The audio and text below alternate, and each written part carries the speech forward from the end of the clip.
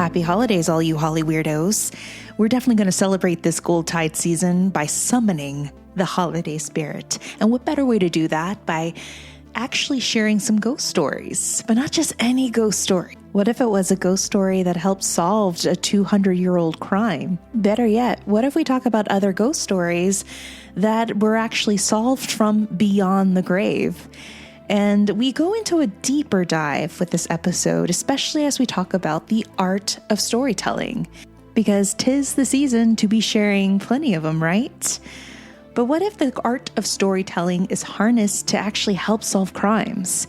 Its potential is truly awe-inspiring. As storytellers or podcasters behind the mics take center stage, orchestrating a gripping narrative that unravels the mysteries surrounding criminal activity.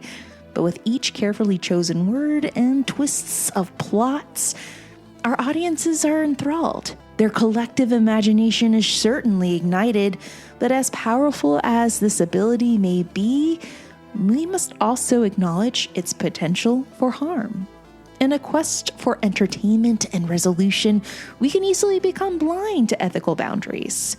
But what if the art of storytelling can actually turn a different direction? While storytelling has the capacity to enthrall and enlighten us, it definitely has the capacity to inflict irreversible damage on lives and on lives lost. Such a good example of this is the story that we'll also talk about later on in this episode, and that is the story of Gloria Ramirez, or as what the public and the press unfortunately deemed her as, the toxic woman of Riverside, California. We have a lot to catch up on, so forewarning, there will be some banter because we were on a bit of a hiatus. And that's a nudge, nudge, wink, wink to our friend David. We know who you are, but you're still our friend. We love you. But you should already know the drill, right? Gather your crystals, your salt lamp, or maybe some salt if you don't have a salt lamp, because we're going to get Hollyweird with the art of storytelling for this Yuletide as we continue with the tradition of sharing ghost stories for the month of December. So let's get Hollyweird and summon the holiday spirit.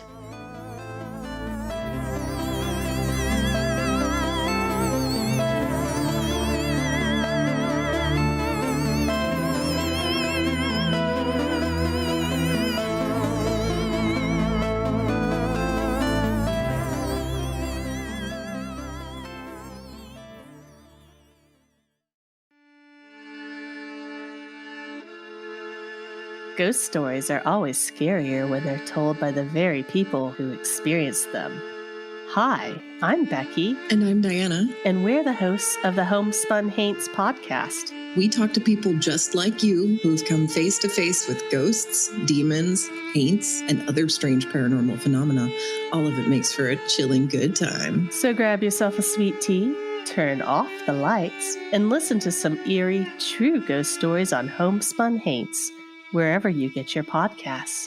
I'm not scared. Are you? Hey guys, welcome to another delicious episode of Hollyweird Paranormal after we got back from our hiatus, and we'll continue to possibly go on another one. Hiati are like Christmas. I need 12 of them, and they need to all be bird themed. 12 days of hiatus. It's fine. Oh my God, on the 12th day of our hiatus, my true love said to me, here's some melatonin and go back. And I did. That's what I really did. And I did. Well, October was such a crazy year, guys, and we decided to take a big break in November, but we have some more delicious Christmas treats or spooky Christmas treats for you all. Yeah. We decided to do this crazy episode to pay homage to an old yet slightly died out tradition of Christmas, which is the tradition of sharing ghost stories. But what if those ghost stories have helped solve a crime?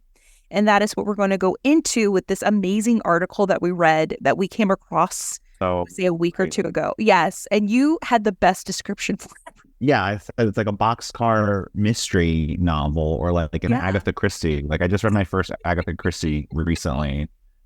And this is what it feels like. Just like, oh, the ghost of like the solving the ghost murder with the clue of like the all the thing. Like it's just so. This is the kind of thing you hear about, and you're like, that's not real. Like that's a movie or that's like a book that I read. But like Crazy. To me, it was more like a movie. It just like I just felt like Swayze, Patrick Swayze in the 1991, 92 movie with Ghost that starred Demi Moore with that bowl haircut. Yeah. God bless him. And the Pottery Studio heard round the world. Oh, yes. Have you ever seen the TikTok of the woman who dressed up as that scene? Not just one of the characters, but the scene. If you can find it, guys, on TikTok, I think it's called the Patrick Swayze pottery ghost costume. And she dresses up as Demi Moore. Full out. It's crazy. She attaches this, like, what is it? The pottery turner to her waist. And then she had like a cutout of Patrick Swayze. It insane. Was brilliant. But look, you know, I love when people go all out for Halloween. Good for her. Yes. But we're going all out for December too, Bryce. We made this announcement a couple of days ago, but guys, on December 15th through the 16th, Bryce is going to be spending the night with me and our friend Hania on the Queen Mary. We're going to be camping out on this haunted ship. Bryce in a haunted ship. We're having a haunted sleepover.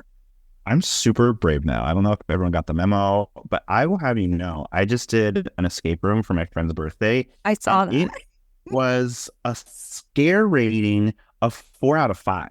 So I'm basically very brave now. You are. You surpassed brave little toaster. Yeah, I did stand in the room and cover my eyes and scream like a child, like multiple times. I just stood there screaming, but we escaped. So I'm pretty brave, actually.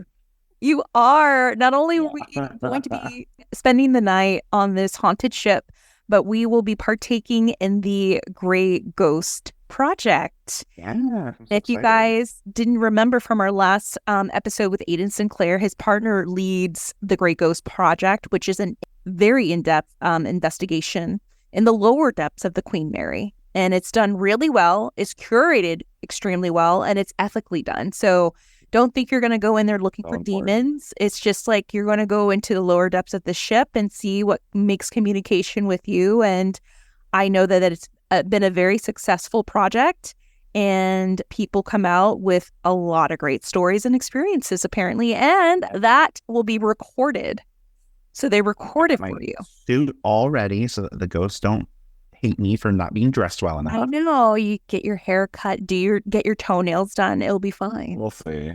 Well, guys, we decided to start this Yuletide season by sharing a ghost story that helped solve a 200-year-old murder, which is insane. Now, it doesn't take place in California, but this article is definitely giving us Hollywood or Hollyweird. So just to give you guys a little amoosh. Well, I've always said Pennsylvania is really the Hollywood of the East Coast. Everyone says that. Isn't it? We know a lot of people there that live in and around there, and they're all investigators. It's crazy haunted in that area too. It is such a hot. Have you ever been? Yeah, so it's like a pretty close drive from where I grew up. And a lot of people from my university went to Pennsylvania, and I did like a bunch of mission trips in Philadelphia and Pennsylvania, like all over the rural parts of Pennsylvania. And so I've been there a lot, like especially when I was younger. But it borders Ohio. Like it's a pretty close drive. Yeah, that whole area has a lot of crazy stories. And I mean, it's close to a lot of other like haunted states and other haunted locations. We always talk about this, but like when you think about it, it's like, okay, you have these places like Pittsburgh, Philadelphia, these huge cities. It's really close to New York. It has a lot of history of native peoples being displaced throughout the colonization of America. It was an original colony. Like it has a huge Amish population that's still like very active. It has all these like rural and urban areas. Like it's just so much like farming, cities, steel industry. Like there's just so many layers in these cities, in these states. And like, you know, Pennsylvania still like has areas that are like deep woods as well. Like there's just so much shit going on. So like when I was reading this story, I was like, yeah, this checks out. Like, yeah. I felt that it would check out with you, considering that is your people up there, man. Yeah, right. Yeah. People 2 years straight when I traveled to Louisville and when I traveled to Missouri, I was like, this is so real. Like, I just want to take a picture by corn stalks. Like, this is freaking. Yeah. And I did. Like, I had the weirdest looks, but I'm like, I don't care. This is what I'm wanting so much. And I love Midwest goth. It is beautiful. The farmland, gorgeous.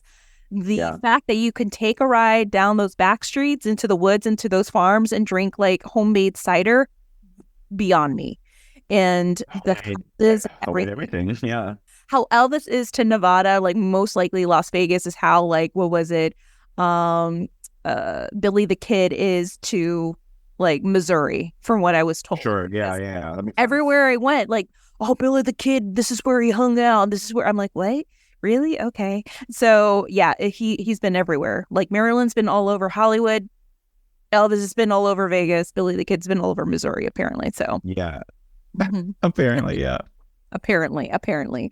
But there are other stories too, not just of this one that we're about to get into, of where ghosts have actually helped solve their own crimes.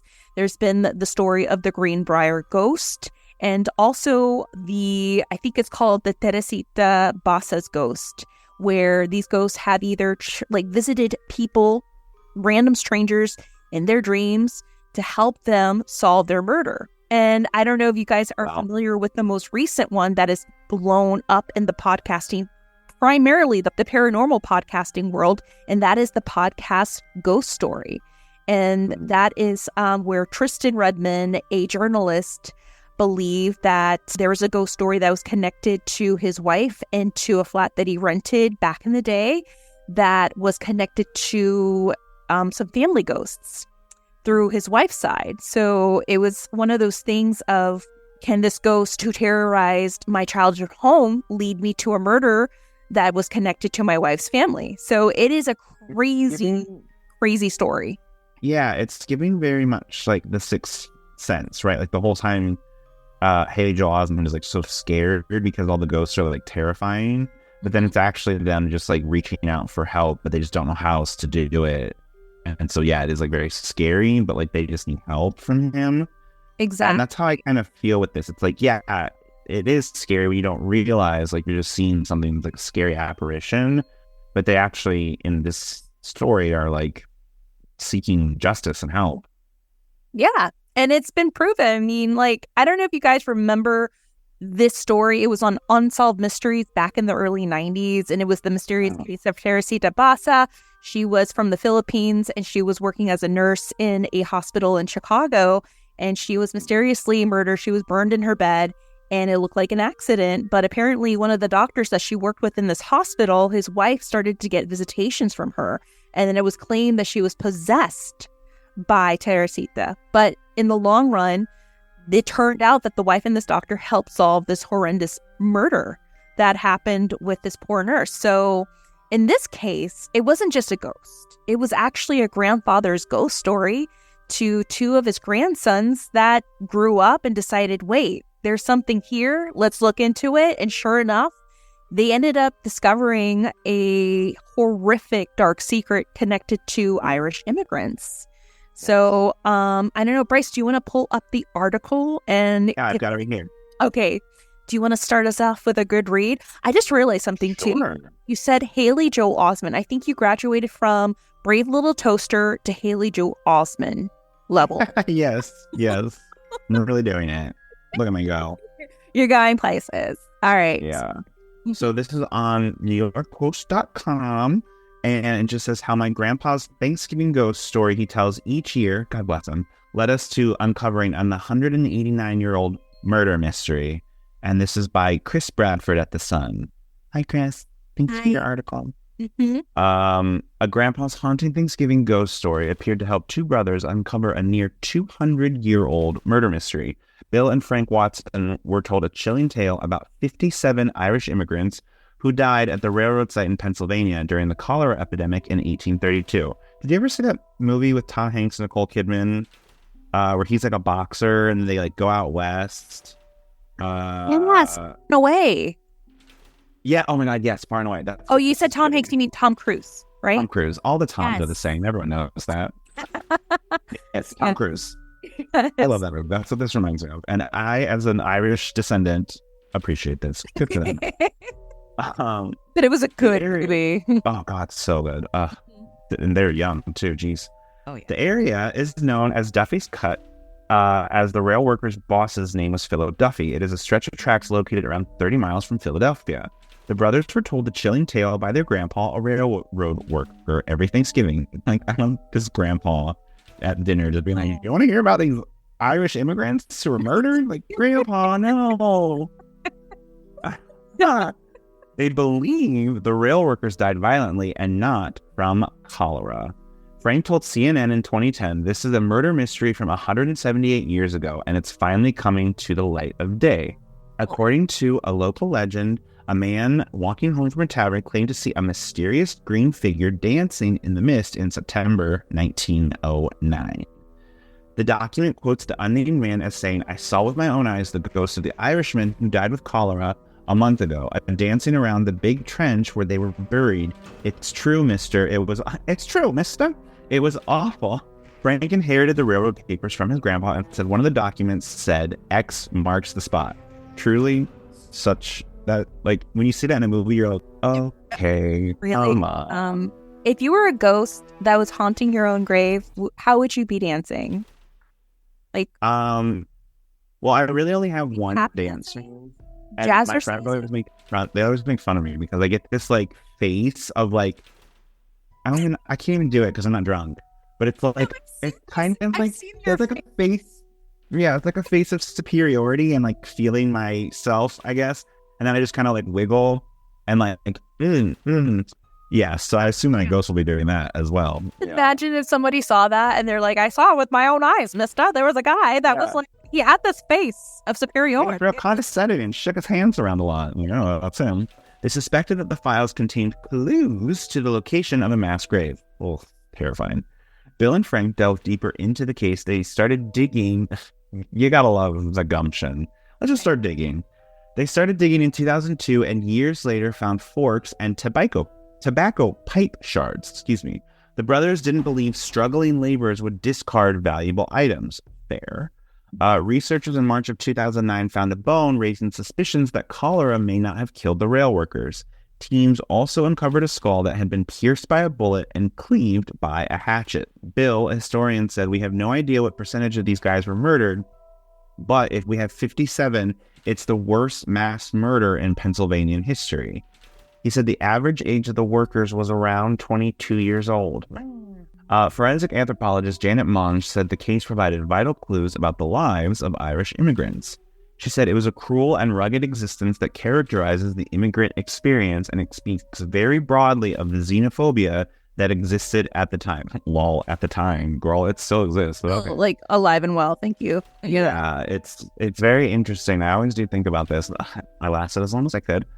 It is very interesting because if you look back at like the history of immigration in this country, first of all, we've always been bad to people, both natives and immigrants. So like, let's not pretend that this is like an abstract thing that was happening. But it is very interesting the way that like whiteness has evolved to protect itself. And one of the ways that it did that was by including people who were originally on the out. So if you look at like original Irish immigrants, early Italian immigrants, those people were treated abhorrently, among many others. Again, I'm not trying to just say that they were the only ones that were treated badly. But again, because whiteness has to protect itself in the hierarchy, it's like, okay, well, we'll let them in now, decades, if not centuries later, and they're part of whiteness. So then they're okay now. Irish immigrants now would have very little, if any, trouble coming here to the United States. Whereas we've shifted, and anyone who is a Latin American immigrant, Middle Eastern immigrant, anyone whose skin is just a little bit too brown, all of a sudden, like, we're still treating these immigrants like in horrifically terrible ways. And I just find that so interesting that, like, yeah, but again, it's because we've evolved, but the methods have not changed at all. Right. I find that annoying. I'm deeply annoyed. Agreed. 100%. But it is like very fascinating. Like, I always think about this where it's just like, right. as someone who is like, my family came over to America slightly prior to the actual potato famine, but around that time. So we've been in this continent for centuries now as Irish immigrants, and it's like, right, and we get the benefits of that because we're now so far removed that we now have been given the benefit of being white Americans. But like at the time, that was not the case. Yes. History is insane. I love history. It is, and it repeats itself, and I just feel like Really? it still repeats itself to this very day, and we still don't learn. We brought this up time and time again, and I remember like when you brought up Irish immigrants and even like Hispanic immigrants and Middle Eastern immigrants. I remember there was this documentary on Morrissey and how there was this huge following that he had in this demographic. There were a lot of Hispanics that love his music because they're like, he understands what it's like for us to, you know, be immigrant and to be an immigrant and to go through these hard times. Like he even sings about it too. But here's also a little tidbit too, that back in the 1800s, we had thousands of Irish people who left their homeland and many came to California during the gold rush. Irish immigrants made up the majority of San Francisco's working class, constituting 13% of San Francisco's total population and over 21% of the labor force in 1870. So they were a huge presence when it came to the workforce. Here we see this happening in Pennsylvania, and now they're automatically erased because of these groups. One, experiencing like violence as well because of that, as we again always fucking do. Again, here we go. Monge discovered bones from at least 7 skeletons, including 4 skulls. She said one skull had a little divot on what would have been the side bone of the skull. That little divot is something that didn't happen when they excavated it out of the ground. The anthropologists speculated that one of the laborers may have been clunked on their head before they died. I believe that's the official term, clunked. Mm-hmm. Researchers believe more bodies are underneath the surface. Bill Watson said the coffins had been shut with more than 100 nails per coffin, according to the Hidden City. The remains of 5 men and 1 woman from those who died at Duffy's Cut were laid to rest at a ceremony in Pennsylvania in 2012. Thanks. The body of teenager John Rudy, who was from County Donegal, was repatriated back to Ireland, and a burial took place in County Tyrone for Catherine Burns in October of 2015.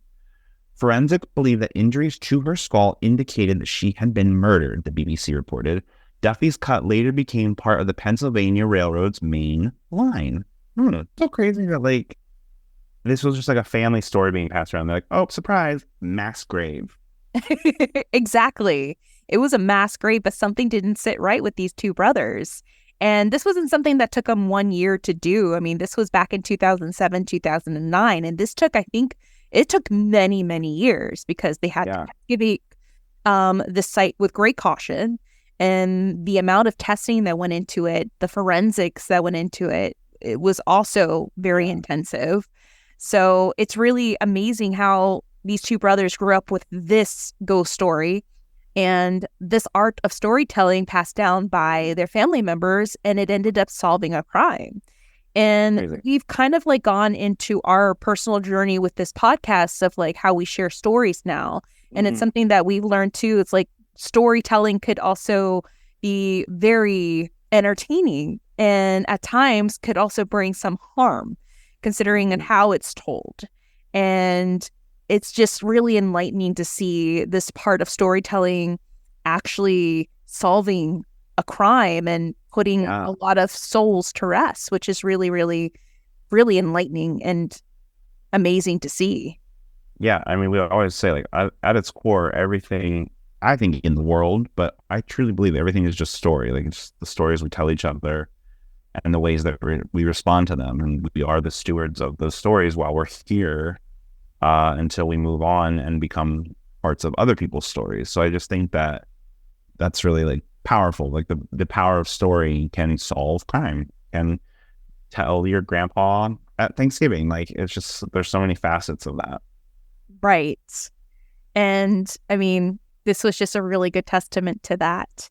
And it's great that, you know, they were able to give him a proper burial But it's yeah, just and it's to kind of sad. expatriate them back to their home country. Like, that's really beautiful. Mm-hmm. Exactly. That's what I really appreciated about this article, and I found it so fascinating. I'm like, we got to cover it on today's episode just to open up the tradition of storytelling for Christmas. But yeah, this is something that, I mean, it could go on even in the true crime podcast realm. I know that there was a podcast too that helped California cops crack the 1996 case on a student that was killed. So, I mean, that's where, okay, these stories can really come in and really do something. I think another recent example is like the Golden State Killer. No, God.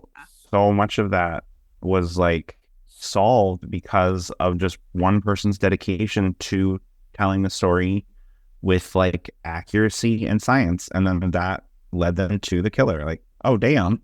Great. Yes. But what are other stories that have caused harm? And there's one that we actually covered, I want to say like 2 years ago, with the Winchester Mystery House. And we had a guest who used to work in the house, and she ended up quitting because, remember, she didn't like the way that they were telling Sarah Winchester's story, that she was the senile woman that was seeing ghosts. Yeah. It was crazy. She was incompetent towards the end of her life, but really the true story was this woman was of sound mind and spirit. Like, she had a very conscious and very intelligent mind, and she was very independent, and she provided employment to a great deal of San Jose residents. And that is a story that we don't hear. We just hear about this old senile woman living in this ginormous house that was supposedly built by ghosts. And in all actuality, it really wasn't. You know, she had her own superstitions. Yes, she did. But but we like to demonize women, especially. Exactly. And that was the whole premise of that storytelling, is that the undertones of that type of storytelling is where it causes harm. And we kind of, in a way, disrespect her as a person and her character and that legacy that she led. And that's where it kind of like her story, along with other stories, made me realize like this is where it really turns sour, especially the story of Gloria Ramirez, who was deemed the toxic woman in Riverside. So her story has a lot of harm because people really disrespect her family. And I don't know if you have you ever heard about this story, Bryce? I'm not sure, actually. It sounds vaguely familiar, but I'm not sure. We've gotten a lot of requests to talk about her, but I will break this down, I guess, in this podcast episode because it's something, too, that I wanted to cover. And it's something that I also wanted to do with great grace. So I'm sure the people who have heard her story have heard of Gloria Ramirez.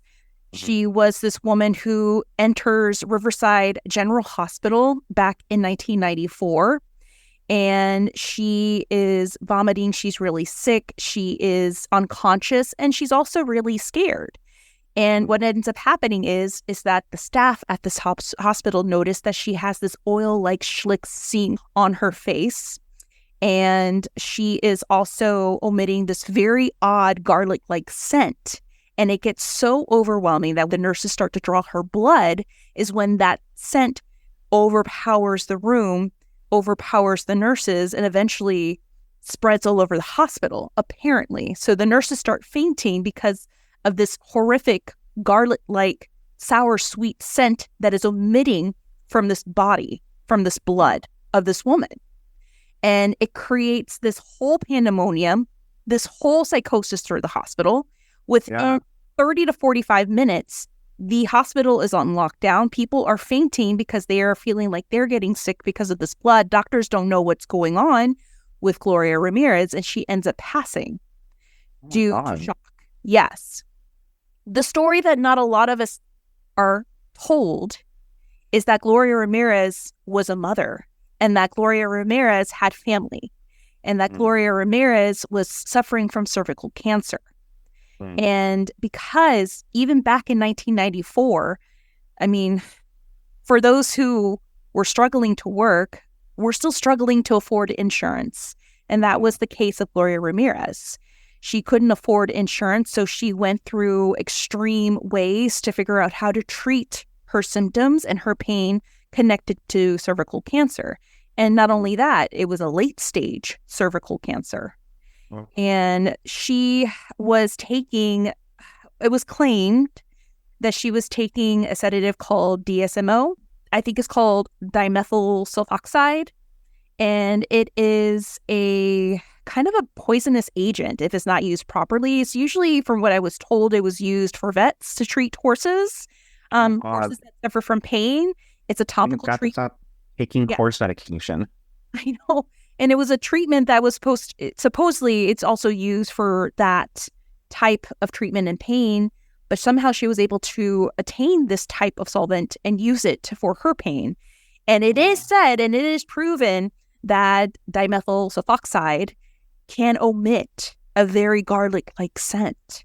So she probably overdid it with this medication, and it caused her, and whatever treatment, I think she was possibly, I read somewhere that she was about to go on some sort of a treatment for her cancer, her chemotherapy, or she was already on chemotherapy, and in unison with the dimethyl sulfoxide, it was a bad combination for her. Thus, she got very sick, and then she passed.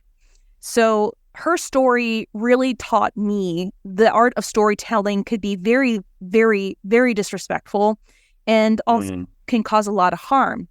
Another thing that we also didn't learn about Gloria Ramirez's story is that her family's still alive. She had 2 children. So she has Angel, her son Angel, and she also has a daughter. And when I covered her story on TikTok, her daughter actually reached out to me. Oh, wow. And she was like, "Hey, I saw your video. Thank you. It still feels like yesterday I that bet. she passed." Yes. And if you want to see pictures of her daughter, you can Google Gloria Ramirez's daughter. I think the LA Times covered her story. Right. Another thing that we won't ever learn about Gloria Ramirez's story is that how after she passed away, she was buried without a lot of her organs and her heart, that she had to be excavated another time, and that the family members still couldn't get any answers. You'll also not learn that the family had to go through extreme means to bury their mother again. They had to sell personal items, and they also had to bake goods in order to afford to bury Gloria. And another thing, too, that we will never learn is that Gloria's children endured a lot of ridicule from the public. Sure, right. So her son, Angel, would go to school, and the students, because of the media, will call their mom a monster, the toxic monster. So this is where I really wanted to approach her story from a very positive and respectful standpoint. And I know that a lot of you guys wanted us to cover her story, but we wanted to give it justice to a point where there is a sense of humanity whenever we share Gloria's story, that she was a human, she was a person, she was a mother, and she was very scared. And it's very disgusting that the media treated her like a monster, and they called her a toxic lady because of pandemonium. Honestly, what happened at the hospital was pure psychology.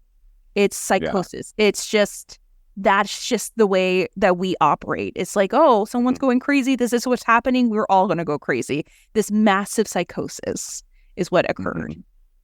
So that is pretty much what I wanted to share too, in terms of, that story.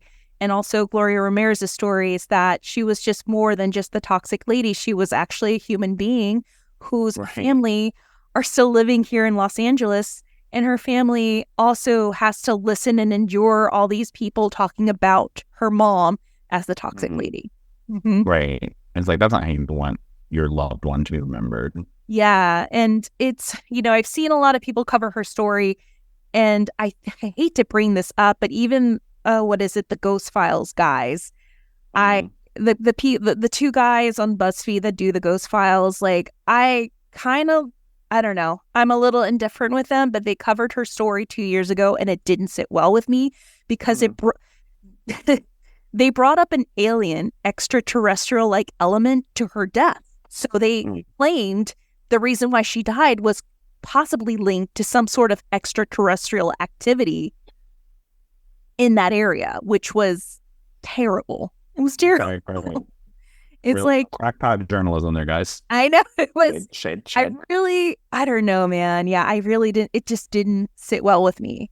And when I dug more into her story and just reading that message from her daughter, like, these people have to relive this, unfortunately. And unfortunately, Every time. Yeah. Unfortunately to them, when they lost, or like when you lose your loved one, it's like it just happened, you know, even though if it was something that occurred 10, 20 years ago, it's still fresh in their memory. It's very traumatic. Well, and it's like, that's not how you want people to remember your loved one. Like, Exactly. So, I mean, as much as we wanted to cover her story, and I think we'll, do a longer version of it and go in depth with it, we wanted to approach it from a very positive standpoint. Like, well, even like when people aren't living, it's very easy to forget that like all history is still humans. It's still people reaching back from the past, wanting our attention, and that we deserve to like treat them with dignity because they are not different from us. They just were born at a different time. Exactly. Yes. So, I mean, these are just some examples of how storytelling can actually, make things look pretty bad, but how in some ways, like, it can actually help. But we got to be better at how we approach storytelling, especially when we're behind our mics too. And that's something that Bryce and myself have learned too within, the past, what has it been now? Almost 7 or 8 years. That's insane. I know, it's insane, but at least we're open and we're learning. And that's all we can ask others to do, open and to learn. And, with her story, I never want to label her as a toxic lady. I just want to label her as the story of Gloria Ramirez. Yeah. That's all that I kind of want to remember her as, like a mom and a Riverside resident who loved her children very much. So guys, let us know in the comments, in our Instagram messages, and on our posts if you have heard of a ghost story that helped solve a crime, specifically one based out of California. And we'll definitely we'll be reposting this article on our Instagram. I posted it too, I think a week or two ago. And stay tuned for more episodes. We'll be covering the Queen Mary from the Queen Mary. Yes, live on the ground, yes. So we'll be doing an audible walking investigation and another, investigation on the side from our hotel room. Bryce might be asleep, but Tanya, our friend, our maid. It's fine. I talk to my sleep. It's fine. The story of how Bryce got possessed by a ghost in his sleep, but was he cute? Good luck. Yeah. I can sleep through anything, so they can try, but good luck. Yeah, so we're definitely going to be coming up with some new video content and some audible content, especially from the Grey Ghost Project, of course. And I'll be covering another investigation that I completed with Spooky Foodie and Tanya of Vache Imports and comedian Martin Moreno at a very haunted vintage store in Chinatown. So in Little Tokyo. So yeah, guys, there's a lot that will be coming out. We wanted to start this amazing Yuletide season with some ghost stories, and we'll end it with some pretty amazing investigations. And Bryce, you're going to be out of town, huh? You're going to be going to the haunted Midwest? Yeah, as well. Hopefully just the regular Midwest, but yes, it is. Oh, yes. Where I'll be. I love it. It's very funny. I've had my sister, she called me and she's like, okay, here's all the coats we have. Does that sound like warm enough? And then I have a friend like, I think my mom has an extra coat in storage. I can get that for you. I'm like, I'm going to freeze on the nose.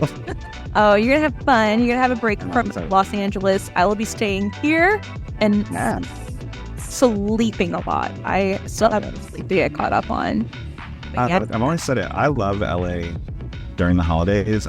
It's in my mind, without minus the cocaine, it's what I imagine Los Angeles was like in the 80s. You can minus the smog deregulation and minus the cocaine, you can get anywhere in 20 minutes. You can drive on the freeway with your convertible top down, playing your synth music and being mad at your parents. It's great. Well, guys, we hope that you're having a wonderful beginning of your Yuletide season. We hope that you are if you are traveling, that you have safe travels. And we'll definitely be providing some more spooky tales and investigations to provide for your hungry ears, of course. And Bryce, do you have anything else you wish to say before we depart? Your last will and testament before we go to the Queen Mary? That's in a week. Oh my God, it'll be a week. Almost it's a week. Crazy. I know. Hurtling to the end of the year, as always. Yes, guys, make sure you're following us on Instagram and Facebook at Hollyweird Paranormal, specifically on Instagram, because we will definitely be doing some coverage from the Queen Mary. I think we could squeeze in a live stream. I think we'll be able to squeeze in a live stream early when we make our, descent onto the Queen Mary and we get settled into our room. We'll love to chat with you guys before we go into our investigation with Tanya, and also to see if our room is haunted or on the haunted floor or deck of that shit. I can't wait to figure that out. Be sure to also be giving us a rating on Apple Podcasts. It helps us indie podcasters out so much. Please leave us a positive review. Give us a couple good, 5 stars. It really helps us become a little more visible, especially with all these celebrities coming out with their podcasts. We get chewed into the darkness a little bit more. Yes. All right. You can also reach out to us on our Gmail account, hollyweirdparanormal@gmail.com. We would love to receive more of your ghost stories. We received 2 so far, guys. We're requesting you guys to send us your ghost stories so we can summon the holiday spirit in this way by doing another Listener's Tales episode. We need a couple more, maybe 2 or 3 more to fulfill a full episode. We love the stories that you send. It could be a voice recording, or you could write it out in the email body of All Right. And then, of course, you can follow us on Twitter, which is now called X at HWPcast. And that's it. Yes. All right, guys. Till next time, thank you so much and stay Hollyweird. Bye.